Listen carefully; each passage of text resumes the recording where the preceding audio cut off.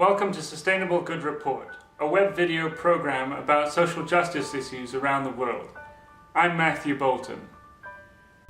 In recent weeks, human rights groups have condemned Russia's alleged use of cluster bombs in the fighting in Georgia.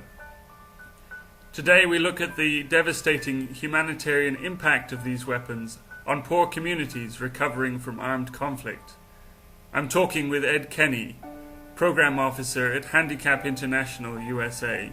Human Rights Watch claims that Russia, in its conflict in Georgia recently, has dropped cluster munitions in populated areas. Loosely defined, a cluster bomb consists of a canister that's either dropped from an airplane or fired from a rocket or a helicopter, and it opens up in midair into smaller submunitions, or bombies as they're called in Southeast Asia.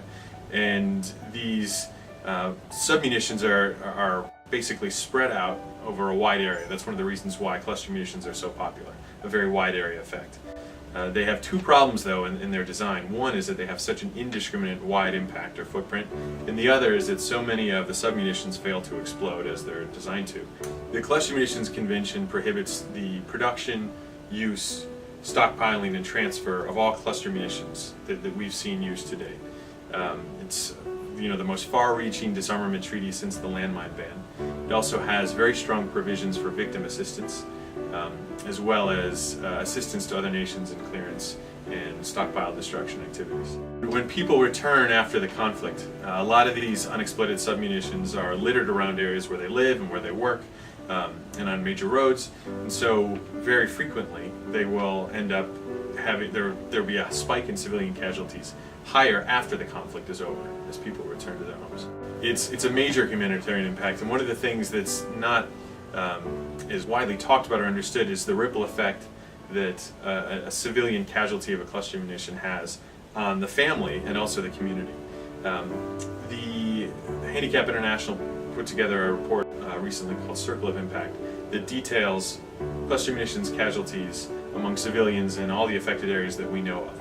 And one of our findings was that some of the highest casualties occur in boys, ages 6, 7, up to 15 or 16 years old. Generally out of curiosity, they pick up something that's unknown and end up arming the weapon and killing or hurting themselves and others. So what happens in poor communities where those boys are the future breadwinners is that family no longer can depend on that work or that income, and whatever money they were making is now funneled into supporting the rehabilitation and the health needs of the casualty. And if folks want to get involved, contact your legislator, ask them to support the Cluster Munition Civilian Protection Act, which would limit U.S. cluster munition production and stockpiling, use, and transfer to cluster munitions that have a 1% failure rate or less. So we would effectively need to destroy a significant amount of our stockpiles that have such high dud rates. Little is known or talked about generally in the United States about cluster munitions. So the more you know, the more that you can talk to family, friends, and community about it, the more awareness and attention is raised. Start talking to the current administration or the future presidential administration about whether or not they're going to jump on board the Cluster Munitions Treaty.